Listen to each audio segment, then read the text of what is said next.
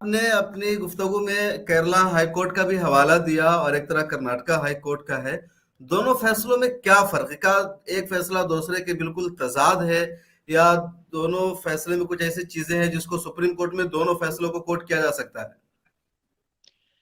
असल आईनी तौर पे दोनों में फर्क यह है कि ये जो कर्नाटका हाई कोर्ट का फैसला है, क्योंकि ये फुल बेंच है, वो 3 जजेज ने ये फैसला दिया है, तो ये एक उमूमी और आईनी मसला हो जाता है। और अगर 3 से कम जजेज हो, 2 हो, तो वो कानूनी हैसियत होती है, वो मकामी मामला होता है। लेकिन ये नजीर जो है वो दोनों फैसले जो बनते हैं, तो केरला हाई कोर्ट का जो फैसला है वो पश्चिमी सभ्यता, मगरबी तहजीब और हिंदुत्व से प्रभावित और मुतासिर हुए बगैर दिया गया है। और ये फैसला जो है मगरबी तहजीब और जो हिंदुत्व दोनों से मुतासिर होकर ये फैसला दिया गया है। अब जो है, एक ये है कि कोई महिला जो है वो पर्दा नहीं करती है, तो वो कुरान का जो आइडियल हुक्म है वो उससे बाहर है वो, लेकिन वो इस्लाम से खारिज नहीं है।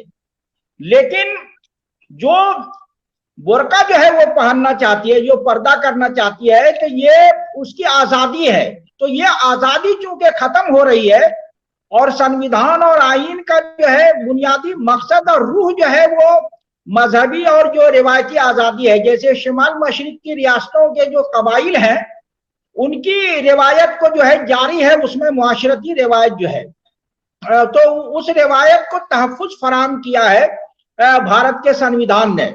लेकिन मुसलमानों के पास तो रिवायत भी है और जो उसका व्यवहारिक जो है जो निरंतर एक जो है कर्म चला रहा है, सिलसिला है, वो भी है, और शरीयत का हुक्म भी है। तो ये तीनों चीजें मुसलमानों के साथ जो है बहुत मजबूती के साथ है।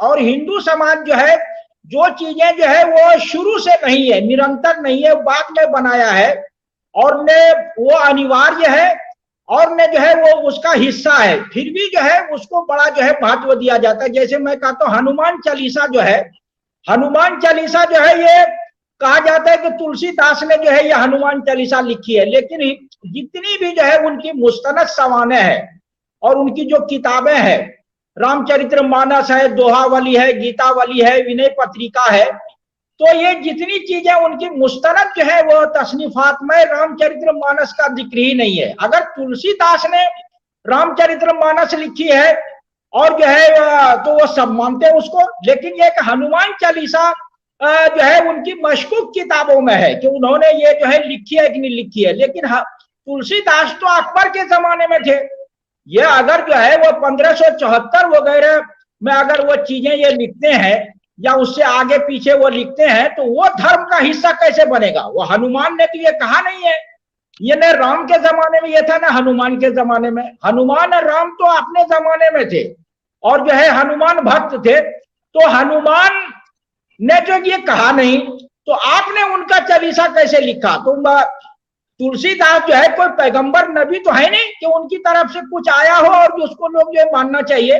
पैगंबर जो तो आदेश होता है, उनका कहा और किया हुआ दोनों जो आधार रखता है, तुलसीदास का तो आधार नहीं है। लेकिन उसके बावजूद भी इन्होंने जो है उसको जो है आपने उसमें कुरान की तिलावत की तरह इसको शामिल किया। हमारे यहाँ जो कुरान की तिलावत है वो नबी पे जो उतरा है, वो जिब्राइल ने जो तिलावत करके जो है दिखाया है और हुजूर सल्लल्लाहु अलैहि वसल्लम ने तिलावत की है, फिर उम्मत ने और सहाबा ने तिलावत की और आज तक वो चला आ रहा है। तो ये हनुमान चालीसा का पाठ जो है वो तो राम का त्रेता युग से जो है ये कलयुग जो चल रहा है अकबर के दौर में, तो ये तो बीच का बिल्कुल अंतराल है। बाबर के जमाने में भी नहीं है, हुमायूं के जमाने में नहीं, अकबर के उसमें ये जो है 1500 जो है 74 या 60 या 58 जो है बात आ जाती है। तो इसको इतना महत्व क्यों दिया गया है? कुरान तो जो है हमारे यहाँ बाकायदा जो है अल्लाह रसूल की इताअत के लिए कहा है, और सबीलुल मोमिनीन जो है, जो उम्मत का एक इजमाई अमल होता है, चलन होता है, वो भी हमारे यहाँ मौजूद है। तो तमाम चीजों को जो है, क्योंकि उस समाज में कोई चीज अनिवार्य नहीं है, तो उसकी समझ में उस समाज को नहीं आता है। वो जजेज जो है उसी समाज से आते हैं जहां खुदा को मानना भी अनिवार्य नहीं है, कोई चीज अनिवार्य नहीं है। तो वो जो है वो उनकी समझ में नहीं आता है कि अनिवार्य लाजमी चीज क्या है, फर्ज क्या है, वाजिब क्या है, सुन्नत क्या है, सुन्नत मौकिदा क्या है, गैर मौकिदा क्या है, मसनून मुबा क्या है, वो समझ में नहीं आता है उनको जो है।